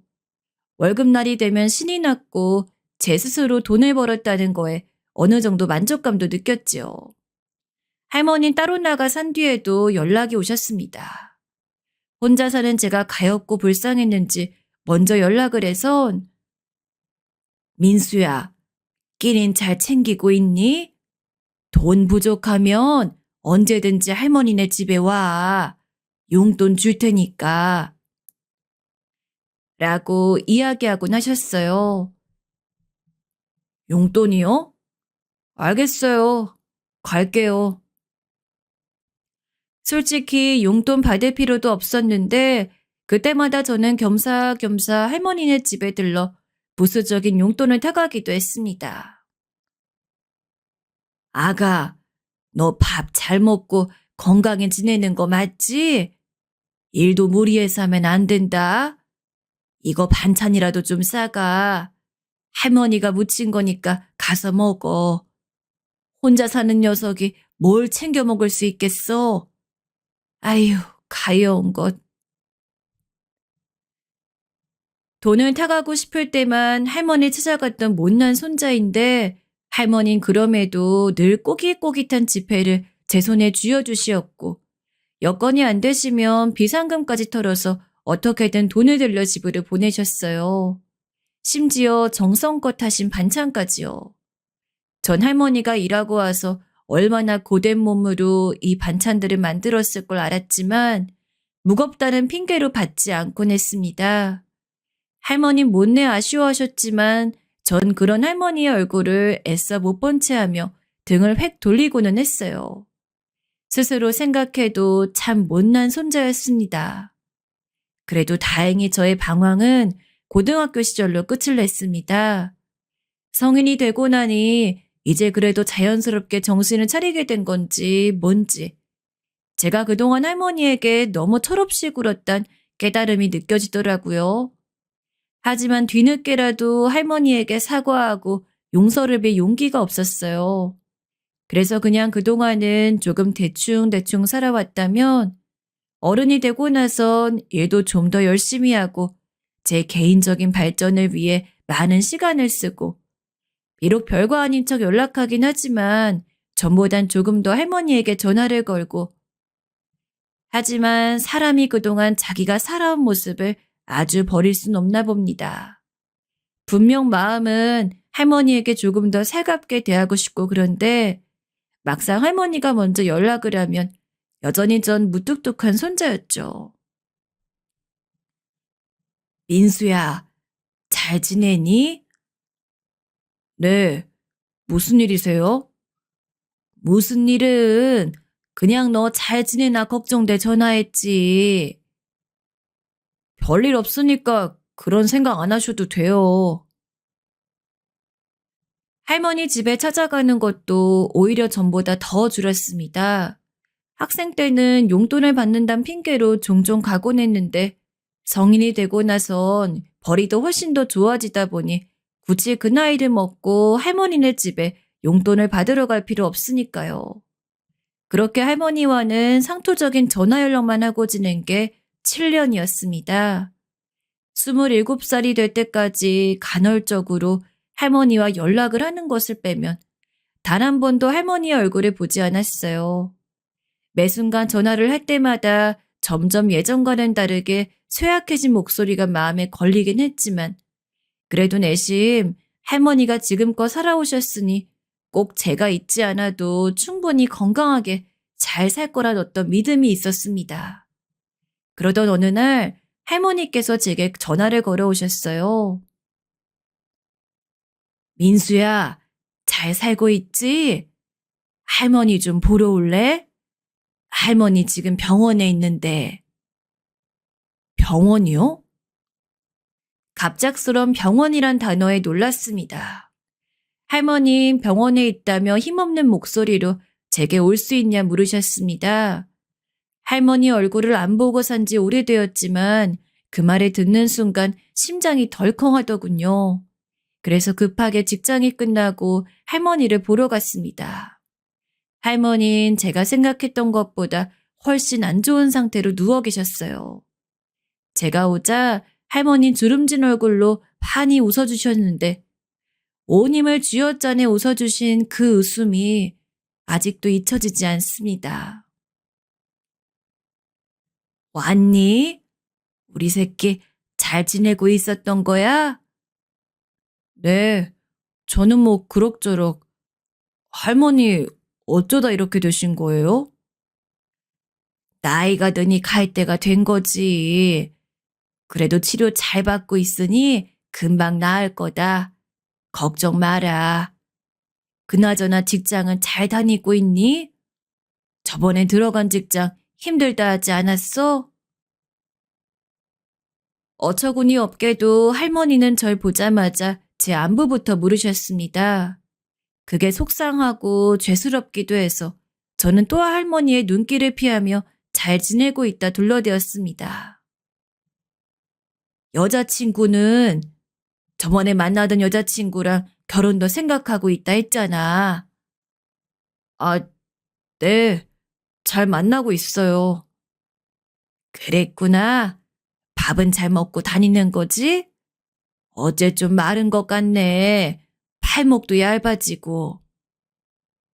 아니에요. 잘 먹고 다니고 있어요. 요즘 운동해서 살 빠진 거예요. 건강해요, 저. 아이고, 다행이구나. 잘 지낸다니 다행이야. 할머니가 민수 걱정 많이 했다. 네. 할머니는 말 한마디 한마디 하시는 것도 어째 조금 힘들어 보이셨어요. 하지만 어떻게든 저와도 시간을 보내기 위해 억지로 힘을 짜내시는 것 같았어요. 할머니와 그렇게 가벼운 대화가 오간 후 저는 직장으로 돌아갔어요. 사실 그 당시 저는 작게 쇼핑몰 사업을 하나 하고 있었습니다. 먹고 살려 시작한 일이었는데 최근엔 잘 되지 않아 골머리 한참 썩고 있던 참이었어요. 병원을 떠나자마자 곧바로 일걱정에 사로잡혀 작은 사무실에 도착했는데 기분이 묘하더라고요. 사실은 할머니께 한 말은 모두 거짓말이었어요. 저는 잘 살고 있지도 않았고 잘 먹지도 않았고 여자친구랑은 사소한 말다툼으로 헤어진 지 오래되었어요. 모두가 제가 사업 위기를 겪으며 벌어진 일이었습니다. 일이 잘 되지 않자 짜증이 늘었고 그러다 보니 주변 사람들에게 사소한 걸로 화를 내고 주변 사람들은 차츰 하나둘씩 저를 당연한 수순처럼 떠나갔어요. 삶의 회의감도 느껴지고 이제 뭐 하면 먹고 살아야 하나 마음 한가득 돌덩이가 쌓여있는 기분이었죠. 그러던 차에 할머니에게 연락이 오니 갑작스럽기도 하고 병에 걸리신 할머니가 걱정되기도 했지만 그 외에 별다른 감정을 느끼기 어려웠어요. 이미 제 머릿속엔 제가 앞으로 살아나가야 하는 삶이 더 걱정스럽고 힘들었으니까요. 할머니는 그걸 아셨던 건지 제가 가끔 병문안을 갈 때마다 그저 조용히 제 손을 잡아주시곤 하셨어요. 아무 말 없이 말입니다. 가끔은 그런 침묵과 할머니의 따스한 손길이 부담스러워 눈길을 돌리기도 했지만 왜인지 할머니의 따스한 손길은 거부할 수가 없었어요. 그러던 어느 날은 할머니가 손을 잡으시며 이런 말씀을 하셨습니다.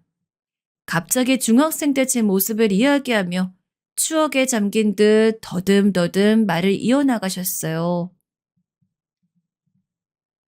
민수야, 다 잘 될 거다. 너무 걱정하지 말아라. 할머니는 항상 우리 아가를 믿어. 민수 너는 할머니가 가르쳐 주지 않아도 조금만 공부하면 성적도 잘 받곤 했어. 네가 공부를 안 해서 그렇지 너는 뭘 해도 될 놈이야. 뭘 해도 될 놈이야. 이 말을 너무도 듣고 싶었던 걸까요? 전 할머니의 말을 듣는 순간 마음속에서 무언가 움직이는 게 느껴졌습니다. 그리고 콧잔등이 시큰해져 재빠르게 병실 밖으로 나가고 말았는데 그날 병원 복도에서 얼마나 울었는지 모르겠습니다. 제가 견뎌야 하는 삶의 무게와 그 슬픔이 한꺼번에 폭발이라도 한 듯 엉엉 아이처럼 울고 또 울었습니다. 그 후 할머니의 말에 마법 같은 힘이 있었는지 조금씩 사업이 잘 풀리기 시작했어요. 고객도 늘어났고 어쩐지 매출도 늘어나면서 조금씩 희망이 보이더라고요. 그때쯤엔 갑자기 헤어진 여자친구에게서 잘 지내냐는 안부 문자까지 왔습니다. 이제 내 인생이 좀 풀리려나? 꼬인 팔자가 좀 풀리려나? 하는 생각이 절로 들었습니다. 그러면서 전 할머니를 찾아뵙지 못했어요. 민수야, 한 번 좀 올 수 없겠니? 할머니가 보고 싶은데 하는 말들을 들을 때마다 네, 갈게요라고 하곤 가지 않았어요. 네, 저는 제 앞길이 더 다급했기에 할머니의 말은 미뤄두고 말았습니다. 그때까지도 전 믿었던 것 같아요. 할머니의 말을, 할머니가 일어날 거란 말을요. 왜 그랬을까요? 제가 오지 않자 할머니는 영영 저를 못 보실 걸 알았던 건지 어느 날 밤 전화로 이런 말씀을 하셨습니다. 병원 오지 않아도 괜찮아. 의사 선생님 말씀 들어보니까 할머니 나아지고 있대. 할머니 건강하게 회복하고 있으니 늘 차 조심하고 건강 조심하고 밥 잘 챙겨 먹고 다녀야 한다. 아무리 바빠도 끼니는 거르면 안 돼. 알겠지? 할머니는 이 말만 남기시곤 전화를 끊으셨습니다. 우습게도 할머니가 오지 말란 말씀을 하시자 마음 한편 안심이 되더라고요. 그래, 할머니는 일어나실 거야. 라고 생각하면서 오롯이 일에만 매달렸습니다. 밤낮 가리지 않고 미친 듯이 일하며 제 길을 노렸습니다. 성공만을 쫓으면서 이것만 잘 풀리면 헤어진 여자친구와도 다시 합칠 수 있으리라 여겼어요. 그리고 할머니는 그 뒤 아무 연락이 없으셨지만 전 신경 쓰지 않았습니다. 오히려 무소식이 희소식이라 여기며 조금이라도 보이는 희망에 매달리고 또 매달렸습니다. 허나 제가 품었던 믿음은 할머니가 돌아가셨다는 병원의 연락을 받기 전까지만 존재했습니다. 할머니는 떠나셨어요. 모아둔 돈 덕분에 장례식 치르는 것은 금방이었습니다. 하지만 저나 할머니나 살면서 변변찮아 지인이 없었기에 장례식장을 찾아오는 조문객들은 손에 꼽았습니다. 크기에 비해 허전한 장례식장을 3일 내내 지키면서 종종 할머니의 영정사진을 봤는데 참 기묘한 기분이 들었던 것 같아요. 슬픈데 때론 슬프지 않고 당장 할머니가 없다는 사실이 사무치게 실감나는데 때론 마치 남의 일인 것처럼 전혀 실감이 나지 않고 어떤 정신으로 장례식을 마무리했는지 모르겠습니다. 할머니와 함께 살았던 어렸을 때 기억이 흐릿하게 눈앞에 스쳐 지나가고 할머니가 어디선가 꼭 나를 지켜보고 있을 것만 같고 그런 여러 가지 생각을 하다 집으로 돌아온 것 같아요. 이상하게 할머니가 계실 때는 단 한 번도 할머니 연락을 기다렸다거나 한 적이 없었는데 할머니가 돌아가시고 난 뒤에 문득 저도 모르게 이제 슬슬 할머니 전화 올 때가 아닌가? 아, 맞아. 돌아가셨지? 하는 생각이 들더라고요. 할머니가 마치 살아있는 것처럼 느껴졌어요. 어디선가 할머니가 민수야 하고 제 이름을 불러주실 것만 같았어요. 제게 밥을 챙겨 먹었냐고 물어봐 주실 것만 같았고 몸 잘 챙기라고 말씀해 주실 것만 같았습니다. 하지만 이젠 그 어디에서도 제가 무슨 짓을 해도 할머니의 목소리 들을 길이 없었습니다. 그리워하지 않았던 할머니가 막상 떠나자 허탈감과 상실감이 찾아들어왔고 저는 그 빈 구멍을 메우고자 매일같이 술을 마셨습니다. 그러기를 한 일주일째 할머니가 없어도 저는 일을 계속해야 했기에 그렇게 종종 떠오르는 할머니를 기억 저편으로 밀어두고 열심히 일을 했습니다. 차라리 일을 해서라도 불편한 마음을 없애버리고 싶었어요. 그러던 어느 날 저에게 전화가 왔어요. 아마 할머니의 장례가 끝나고 그리 오래 지나지 않았을 때였을 겁니다. 변호사 이창모입니다. 혹시 이감랩 씨 손자인 강민수 씨 맞으신가요? 할머니의 이름을 대며 저를 찾는 변호사. 전혀 생각지도 못해본 일이었기에 당연히 처음 전화를 받았을 땐 당황했어요. 변호사란 사람은 저랑 할머니의 재산에 대해서 이야기할 게 있다며 저와 만나야겠다고 하더라고요. 저에게 할머니 재산이라고 해봤자 처음 같이 살았던 코딱지만한 단칸방이 전부라고 생각을 했기 때문에 금방 끝날 문제일 줄 알고 알았다고 한 뒤 그 다음날 저녁에 제가 직접 변호사 사무실로 찾아갔습니다. 저희 할머니 재산 문제로 저랑 이야기한다고 하셨는데 혹시 할머니가 사시던 그 작은 단칸방 말씀하시는 건가요? 저는 그냥 빨리 끝내고 싶었습니다. 내 앞으로 남긴 빚만 없으면 된다는 생각을 하고 있었죠. 하지만 변호사는 제가 상상도 할 수 없는 말을 하더군요. 아니요. 할머님께서는 정확히 이 세 지역에 아파트를 한 채씩 가지고 계십니다. 그런 이야기와 함께 변호사가 짚은 곳은 서울에서도 땅값이 비싸기로 소문난 지역이었어요. 저는 믿을 수가 없었습니다. 애초에 그런 곳에 살 재력이 있는 분이 왜 그런 작은 단칸방에 살았는지 이해가 되지 않았기 때문이었죠. 혹시 다른 사람이랑 착각하신 거 아닌가요? 저희 할머니가 그렇게 잘 사는 분이었으면 그렇게 작은 방에 사실 리가 없을 텐데. 우선 할머님께서 저에게 맡겨두신 편지가 있어요. 이것부터 한번 읽어보시면 좋을 것 같습니다. 대체 무슨 일이 일어난 건지 이해가 되지 않아 어안이 벙벙하게 서 있는데 변호사는 저에게 편지 한 통을 건네기까지 했습니다. 할머니가 살아생전 자신이 죽으면 저에게 꼭 전해달라며 맡긴 편지라고 했죠. 저는 반신반의로 그 편지를 받아 읽어 내려갔어요.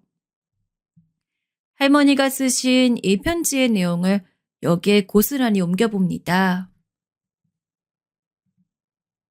민수야, 네가 만약 이 편지를 보고 있다면 난 이미 이 세상 사람이 아닐 것이야. 너를 고아원에서 데려오면서도 난 내가 저지른 잘못에 네 얼굴 한번 똑바로 보기가 어려웠단다. 어릴 적 아마 너에게 엄마 아빠는 둘 다 교통사고로 일찍 죽었다 이야기했을 텐데 사실은 그렇지 않단다. 따지고 보면 네가 이렇게 어린 나이부터 힘들게 살아왔던 게 다 내 탓이라. 이 편지를 쓰면서도 나는 차마 고개를 들 수가 없다. 너희 아빠는 내게 하나뿐인 아들이었단다. 힘들게 키워온 만큼 그 누구보다도 좋은 여자한테 장가가 행복하게 살기를 바랬어. 하지만 당시 너희 엄만 내 눈에 전혀 차지가 않았단다. 성품은 착해 보였지만 딱 거기까지였지. 찢어져가는 집안에 변변찮은 벌이조차 없는 여자. 그게 너희 엄마에 대한 내 감상이었단다. 너희 아빠가 처음으로 너희 엄마와 결혼한다고 했을 때 나는 결사 반대를 했지. 내 눈에 흙이 들어가도 결혼 못 시키겠다고 난리를 쳤어. 하지만 지금 와 생각해보면 내가 부모랍시고 너무 내 욕심을 부렸다 생각한다. 결국 네 아빠는 내가 계속해서 결혼을 반대하니 네 엄마를 데리고 도망을 갔지.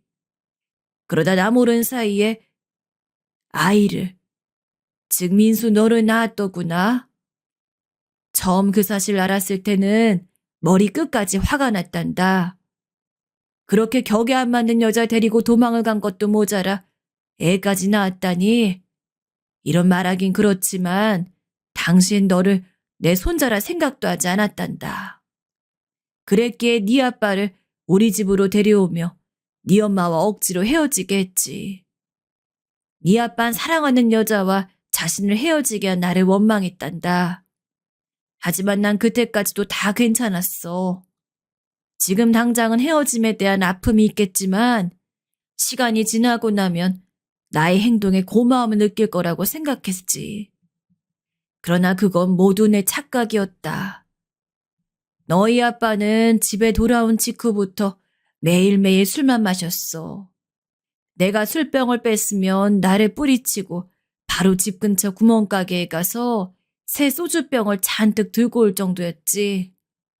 점점 망가져가는 아들의 모습에 나는 그때서야 나의 행동이 잘못되었을 수 있다는 것을 눈치를 챘단다.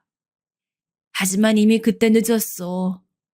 결국 네 아빠는 얼마 지나지 않아 나와 살던 집을 나갔고 그 뒤로 몇 개월째 지나지 않아 홀로 길거리에서 죽고 말았으니까. 나는 꽤 오랜 시간 하나뿐인 아들을 잃었단 슬픔에 정신을 못 차리고 있었단다. 내가 내 아들을 죽였단 죄책감에 제정신으로 살 수가 없었어. 눈을 감으면 네 아빠가 생각이 났고 눈을 뜨면 네 아빠가 마치 환각처럼 내 앞에 서 있었어. 그러기를 10년. 문득 민순이가 생각이 나더라. 내가 내 손으로 고아원에 맡겼던 하나뿐인 손자. 그리고 나 때문에 좋은 부모 밑에서 사랑받고 자랄 수 있었던 기회를 잃은 불쌍한 내 손자. 이미 너무 많은 시간이 지났지만 더 늦기 전에 난 너를 찾아와야 한다 생각했었단다. 그래서 그날 고아원에 가서 너를 보게 된 거야. 어쩌면 넌 내가 재산이 없는 것도 아니면서 왜 그런 작은 방에서 힘들게 살았는지 궁금해질 수도 있겠지. 나는 네 인생을 망쳤단 속죄를 하고 싶었단다. 내 스스로 힘들게 하면서 너에게 그리고 너희 부모에게 저지른 죄를 갚고 싶었어. 그 과정에서 너에게 또 다른 상처를 준 것 같아 미안하지만 어차피 나중에 내가 죽고 나면 내가 가지고 있는 모든 것들은 다 네 것이 될 것이기에 그걸 생각하면서 일부러 아무 말도 하지 않았단다. 민수야, 너무 미안하다. 나를 용서해달라곤 하지 않아. 하지만 적어도 네가 부모의 사랑을 받지 못해 버림받았단 생각은 하지 않았으면 좋겠다.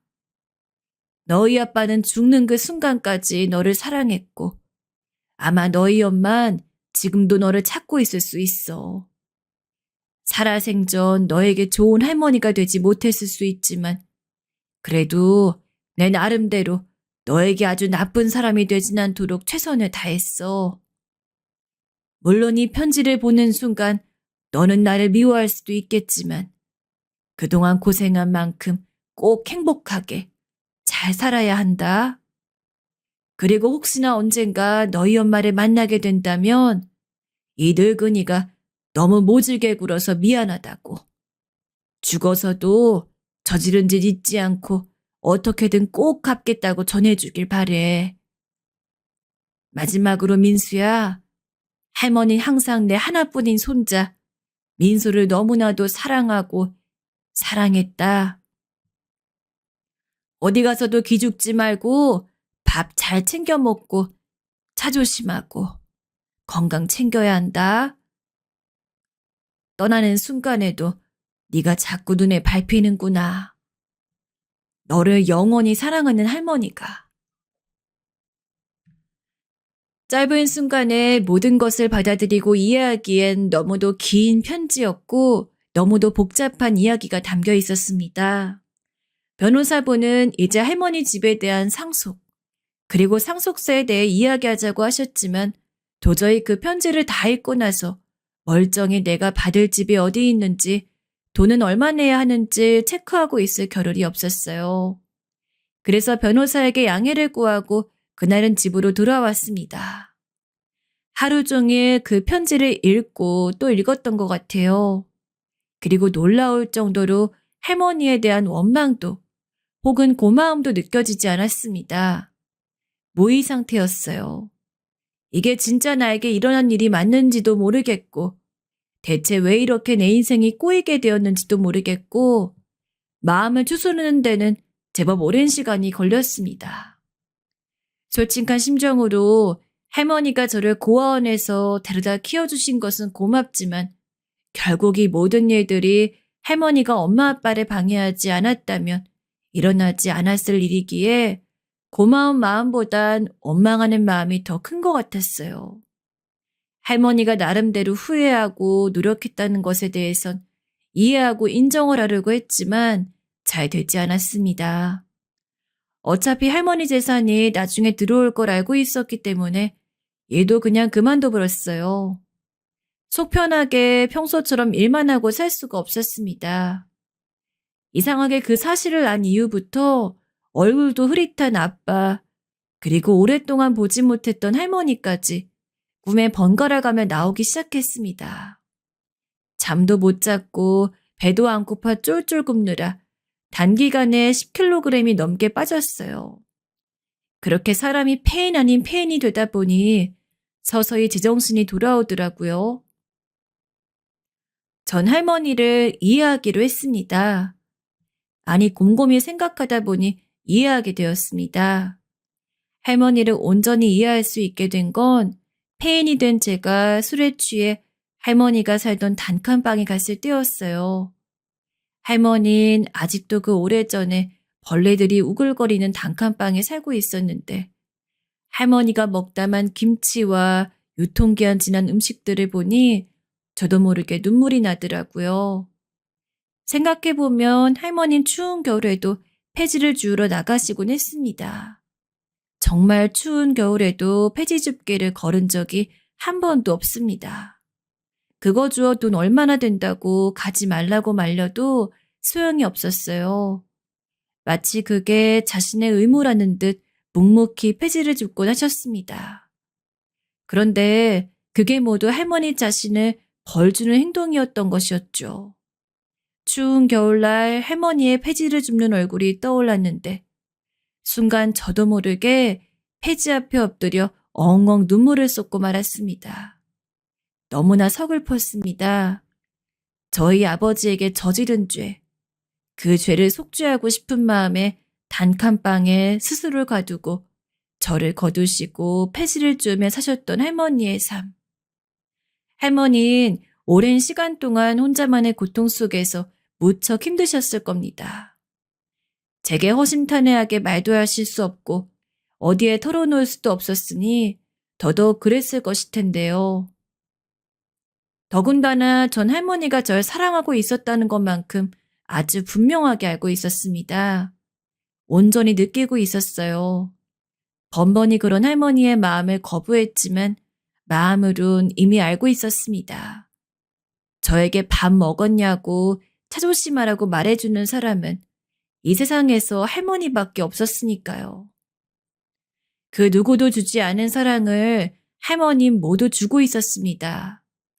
전 할머니의 고통스러운 삶을 이해하며 마음을 차곡차곡 정리했고, 그때부터는 차차 할머니 집을 저에게 옮겨오는 과정을 밟았어요. 처음엔 고민이 되었지만 일단 할머니께서 제게 남겨주시려 한 거니 받는 게 맞다고 생각했어요. 그리고 할머니가 남겨주신 재산으로 어떻게든 재기해서 조금이라도 열심히 사는 모습을 보여드리는 게 제가 할 수 있는 최선이라 생각했습니다. 그 뒤 할머니가 가지고 있던 아파트 세 채 중에 두 채는 그냥 처분하고 나머지 한 채에 혼자 살며 열심히 일을 했어요.